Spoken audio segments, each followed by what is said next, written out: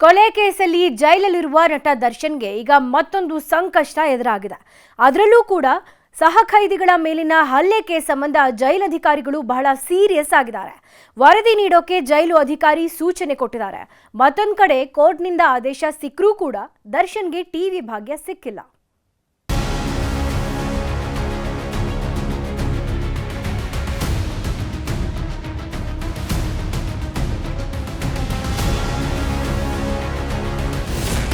ಸಹಕೈದಿಗಳ ಮೇಲೆ ದರ್ಶನ್ ಹಲ್ಲೆ case, ರಿಪೋರ್ಟ್ಗೆ superintendent ಸೂಚನೆ. ನನಗೆ ಸಾಟಿ ಯಾರೂ ಇಲ್ಲ ಅಂತ ಮೆರೆಯುತ್ತಿದ್ದ ನಟ ದರ್ಶನ್ ಕೊಲೆ ಕೇಸಲ್ಲಿ ಜೈಲು ಸೇರಿದ್ದಾರೆ.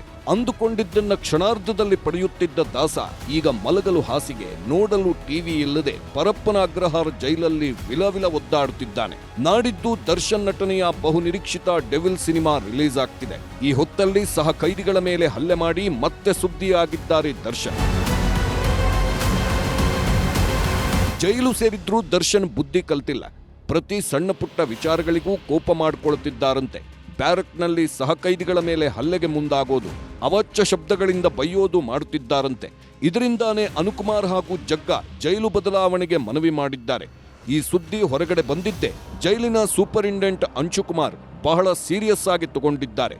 ಜೈಲಾಧಿಕಾರಿಗಳಿಗೆ ಘಟನೆ ಕುರಿತಂತೆ 1 ವಾರದಲ್ಲೇ ರಿಪೋರ್ಟ್ ಕೊಡಲು ಸೂಚಿಸಿದ್ದಾರೆ.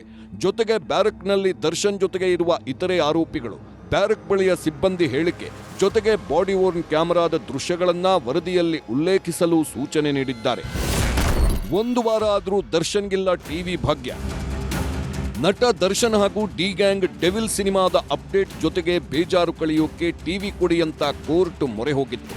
ಈ ವೇಳೆ ಕೋರ್ಟ್ ಕೂಡ ಟಿವಿ ಕೊಡಿ ಎಂದಿತ್ತು. ಆದ್ರೆ ಜೈಲಾಧಿಕಾರಿಗಳು ದರ್ಶನ್ ಬ್ಯಾರಕ್ಗೆ ಟಿವಿ ಕೊಡೋಕ್ಕಾಗಲ್ಲ, ಶಾರ್ಟೇಜ್ ಇದೆ, ಬೇಕಿದ್ದರೆ ಟಿವಿ ಇರೋ ಬ್ಯಾರಕ್ಗೆ ಹೋಗಿ ನೋಡಲಿ ಅಂತಿದ್ದಾರೆ. ಆದ್ರೆ ದರ್ಶನ್ ಮಾತ್ರ ನಾನು ಬೇರೆ ಬ್ಯಾರಕ್ಗೆ ಹೋಗಲ್ಲ, ನಮ್ ಬ್ಯಾರಕ್ಗೆ ಟಿವಿ ಕೊಡಿ ಅಂತಿದ್ದಾರೆ.